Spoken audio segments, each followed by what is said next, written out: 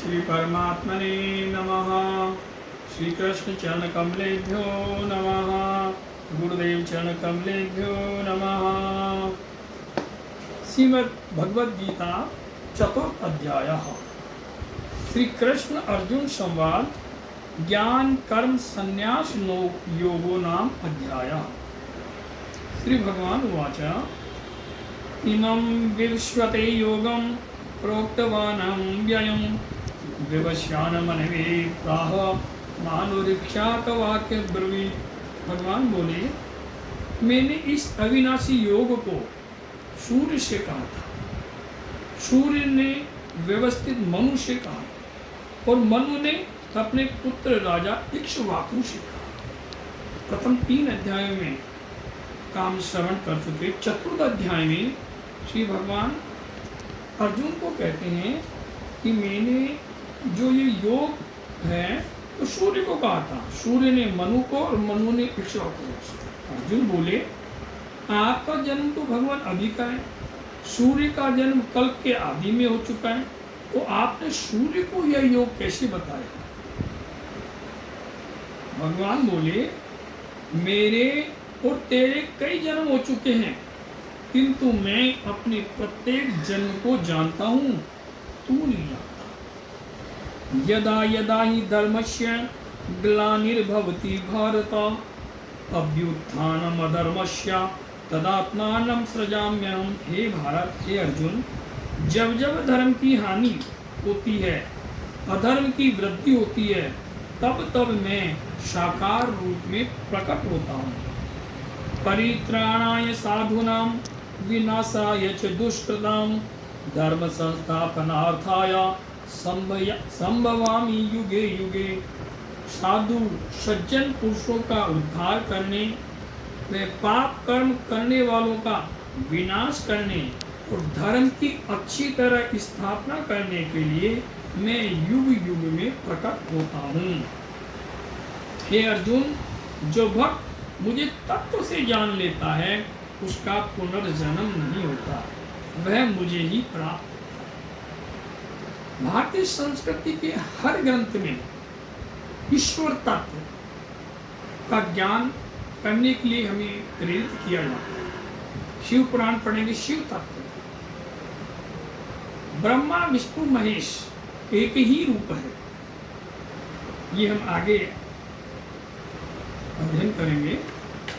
आगे चतुर्थ अध्याय में भगवान कहते हैं, भगवान उवाच, हे अर्जुन, कर्म और अकर्म क्या है? इसमें बुद्धिमान पुरुष में मोहित हो जाता है। जो पुरुष शास्त्र सम्मत कर्म करके उनकी फल की आसक्ति भी ना करता है, वह पापों को प्राप्त नहीं होता।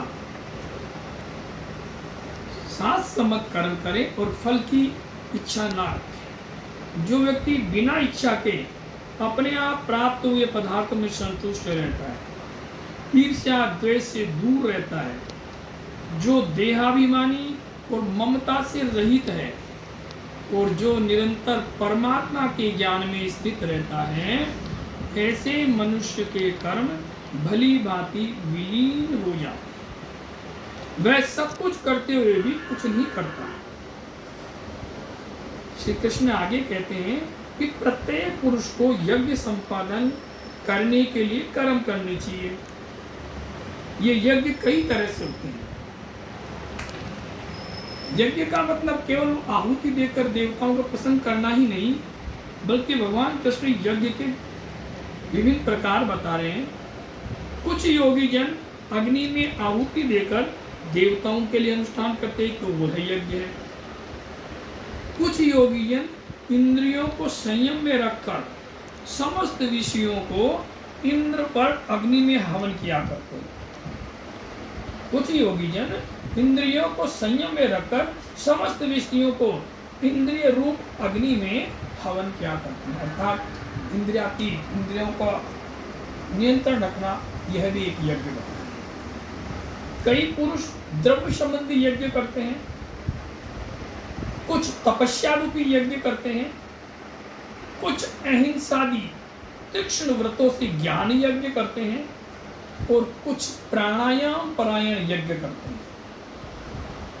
मैं सभी साधक यज्ञों द्वारा जो अपने पापों का नाश करते हैं, ये सभी साधक यज्ञों द्वारा अपना पाप नाश करना जानते हैं। ये अर्जुन, यज्ञ न करने वाले पुरुष के लिए यह मनुष्य लोक भी सुखदायक नहीं है, तो फिर परलोक कैसे सुखदायक हो सकता है? भगवान बोले, हे अर्जुन, द्रव्य में यज्ञ से ज्ञान में यज्ञ श्रेष्ठ होता है। इस ज्ञान की प्राप्ति किसी तत्वदर्शी ज्ञानियों के पास जाकर उन्हें भली भांति दंडवत प्रणाम करने से, सेवा करने से, कपट छोड़ने से ज्ञानी महात्मा तुम्हें तत्व ज्ञान का उपदेश करेंगे। अर्थात तत्व ज्ञान के लिए श्रद्धा से किसी गुरु की शरण में जाना चाहिए। भगवान बोले कि जिससे तू मोह को प्राप्त नहीं होगा। श्रद्धावान लभते ज्ञानम तत्पर संयेन्द्रिय ज्ञानम लब्ध्वा पराम शांतिम चिरेणाधिगच्छति। हे अर्जुन, श्रद्धावान मनुष्य को ज्ञान प्राप्त होता है और वह बिना विलंब के भगवती प्राप्त कर परम शांति को प्राप्त कर लेता है। इसलिए श्रद्धा होना आवश्यक है। किसी भी देवी देवता में यदि आपकी श्रद्धा नहीं है, यदि गुरु में आपकी श्रद्धा नहीं है, तो ज्ञान की प्राप्ति असंभव। श्री कृष्ण यही हमें संदेश देते हैं अर्जुन के माध्यम से कि हर चीज में आपकी श्रद्धा होना आवश्यक है। भगवान बोले, हे अर्जुन, समस्त कर्मों का परमात्मा में अर्पण करने पर समस्त संशय दूर हो जाते हैं। इसीलिए विवेकी रूपी तलवार से संशय का त्याग कर कर्म योग में स्थित होकर तो युद्ध के लिए खड़ा हो जा। पंचम अध्याय श्री कृष्ण अर्जुन संवादे कर्म संन्यास योगो नाम पंचमोऽध्याय। अर्जुन उवाच संन्यासं कर्मणा कृष्ण पुनर्योगं च संससि यच्छेयते लोकं तन्मे ब्रूहि सुनिश्चितम्। हे अर्जुन, अर्जुन बोले, हे भगवान, हे कृष्ण, आप कभी कर्मों के संन्यास की ओर फिर कर्म योग की प्रशंसा करते हैं। इसमें जो कल्याणकारक साधन हो उसको मुझे कहिए। भगवान उवाच संन्यासे कर्म योगस्य निःश्रेयसे करावुभौ तयोस्तु कर्म संन्यास कर्म योगो विशिष्यते। भगवान बोले, कर्म संन्यास और कर्म योग दोनों ही परम कल्याण करने वाले हैं, किंतु कर्म योग साधन में सुगम होने से श्रेष्ठ है। जो पुरुष सब कर्मों को परमात्मा में अर्पण कर आसक्ति को त्याग कर फल का त्याग कर कर्म करता है, वह आनंद पूर्वक सच्चिदानंद परमात्मा के स्वरूप में स्थित रहता है। जो पुरुष प्रिय को प्राप्त होकर हर्षित नहीं होता और अप्रिय को प्राप्त होकर उद्गीन नहीं होता, वह प्राणी परमात्मा में एक ही भाव से स्थित है। अर्थात इस अध्याय के में अर्जुन के माध्यम से भगवान हमें कहते हैं कि जो कुछ मिल जाए इसमें संतुष्ट रहना चाहिए। यो अंतसुको अंतरात्मा रामस्ततांतोर ज्योतिरेव यः। जो पुरुष अंतरात्मा में सुख वाला है, वह आत्मा में ही रमण करने वाला। स योगी ब्रह्म निर्वाणम ब्रह्मं तोधिगच्छति। वह परमात्मा के साथ एक ही भाव प्राप्त कर ब्रह्म को प्राप्त होता है।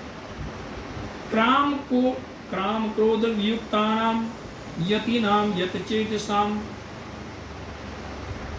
भगवान कहते हैं, हे अर्जुन, काम क्रोध रहित जीते हुए चित्त वाले पर ब्रह्म को साक्षात्कार करते हैं।